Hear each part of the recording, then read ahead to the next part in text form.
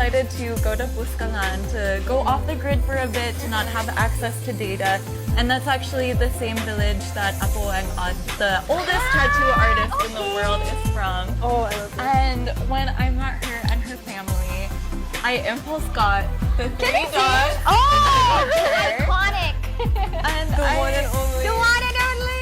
I know that like tattoos aren't necessarily what you would associate with a pageant woman, but I really resonate with this because it represents Apawang Odd and her two apprentices, who are all female tattoo Can I artists. touch it? Yeah. Can we touch it? Like, Yeah, I'm she's so still curious. healing, so Okay, it's a okay. bit raised right now. I Does it know. hurt? Oh, not anymore. Okay. But I really resonated with the three dots because I am so inspired by my mom and Lola. So I really felt like I was paying tribute to them. And then also my Ilocana heritage, since Apo means grandmother in Ilocano. Oh, okay. Amazing. I That's love so that. brave of you. That's so brave of you, I honestly. also heard that if she likes a man, she'll do a special. Oh, yeah, that one. She'll grab something. We will not be talking about that. Maybe after the live. So mga kapolitika, inyo pong napanood itong mga latest na mga video clip ni Bea Milan Windorski dito sa kanyang pagbisita para sa promotion ng MU page sponsor na Pina Beauty. So ang pinaka-latest po na update dito kay Bea Milan ay puspusan na po ang kanyang paghahanda at yung kanyang training para dito sa kanyang laban sa Miss Universe 2026 na ganapin sa bansang Puerto Rico. In particular, yung kanyang training mga kapolitika sa kanyang pasarela. So yun talaga ang wino-workout ngayon ni Bea Milan base doon sa update na ating napanood dito sa social media. At nagpunta rin po pala nitong mga nakarang araw si Bea Milan dito sa Mountain Province para magpatato dito sa isang iconic na Filipino tattoo artist. So yun po ang pinaka-latest na update ngayon or pinaka-sariwang balita dito kay Bea Milan Windorski. So maliban po dito sa MU page is naghahanda na rin po pala ngayon ang Reina Filipinas dahil lang sisimula na nga po ang kailang competition dito sa first edition ng Reina Filipinas 2026. So yung kanilang finals is gaganapin po sa Newport Performing Arts Theater sa Pasay City sa August 7 mga kapolitika yung official date ng kanilang grand finals. A few behind the scenes moments from the grand reveal. From quick touch-ups to candid smiles, every moment helped bring the night to life. See the Reina Filipinas 2026 candidates once again at the coronation night on August 7 at the Newport Performing Arts Theater.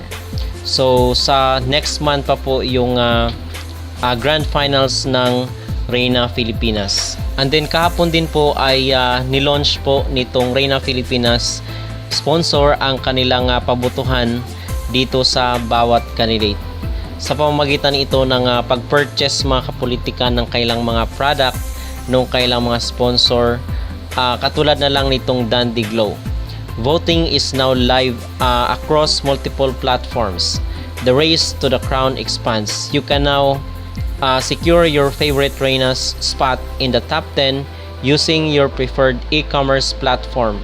We are officially opening the leaderboard points for Shopee and Lazada. Voting is open until July 31 only. Let's team up, brew up with Dandy Glow and cast your votes today. So dito yung mechanics is mag-purchase ka doon sa kanilang sa kanilang product at mag-follow ka sa kanilang page. How to support and vote for your Reina Filipinas candidate. Step 1, follow. Visit and follow the official Dandy Glow stores on Shopee and Lazada to stay updated on the official leaderboard standings.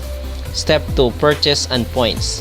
Head over to the Dandy Glow showcase and purchase your premium Dandelion coffee, exclusive under your favorite Reina's dedicated product basket.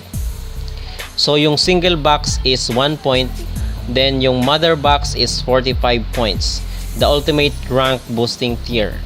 And then step 3, leave a radiant review.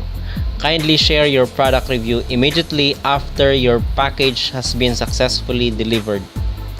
So yun po ang mechanics or criteria dito sa pagboto sa mga candidate ng Reyna Filipinas 2026. The journey to the crown goes beyond the stage. Tomorrow, our Reyna Filipinas 2026 candidates take part in the Grand Masterclass, where they'll hear from inspiring speakers from different industries and backgrounds, gaining valuable insights, fresh perspectives, and lessons that extend far beyond competition. Stay tuned as we take you behind the scenes of another meaningful chapter in the Reyna Filipinas journey. So mga kasama dito sa masterclass na ito is itong sila Emma Tiglao, sila CJ Opiasa at iba't ibang mga kilalang personalities. Okay, so yun po ang latest mga kapolitika. And today is nagpunta po pala sa Showtime itong Reyna Filipinas representatives para i-promote ang nasabing beauty pageant competition na mag-start na at yung finals is sa August 7, 2026. At yun po mga kapolitika ang ating mga pinaka-latest na update dito sa mundo ng beauty pageant. Kung gaano ko kayo kamahal, and kahit na hindi na ako magpa-pageant, ay pupunta pa rin talaga ako dito. Alam nyo yan, na nasa puso ko kayo. At very soon, may surprise kami ni Kuya Chris. Kaya abang-abang lang dyan. May surprise kami nila Sir Peter. Abang-abang lang kayo. Oy, sabi nila, ano kaya yun? Kasi gusto ko kayo bigyan ng gusto ko maramdaman nyo kung gaano kayo ka-special sa akin.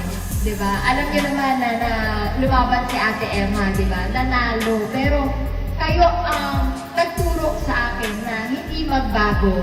Na manatili pa rin yung Ate Emma nandoon na nakilala niyo. Sana ganun din kayo. Sana yun yung maituro ko sa inyo na paglaki nyo, tulad, makita niyo naman, sila ang naabutan ko. Kaya meron sila kaliit noon. Yes. Same lang pala. Maliit lang din sila noon. Kamukha nyo, ganyan lang din. So, mga ilang taon lang, magiging katulad. Gusto nyo ba silang maging katulad? Ay, ilan lang yung sumagot. Hindi. Sila ang inspirasyon ninyo din. Kami ang inspirasyon ninyo. At huwag kayong magsasawang mangarap. Kahit na minsan, mahirap, parang quiz lang yan. Sinong nag-quiz kanina? Oh, mataas ba nakuha nyo? Oh, kapag sakto lang ang gagawin, mag-review ulit. Para sa susunod mataas na, di ba? Anong sagot mo? Kapag mababa ang gagawin, babawi na lang. Babawi. Kala ko iba yung sagot. Eh, sinong nakakuha ng mataas?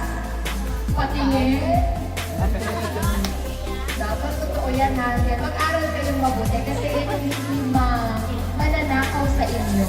Kasi kapag kayo ay may alam, hindi kayo maloloko ng ibang tao. Diba? Kaya naman, tandaan nyo, mahal na mahal si kayo. Maraming salamat.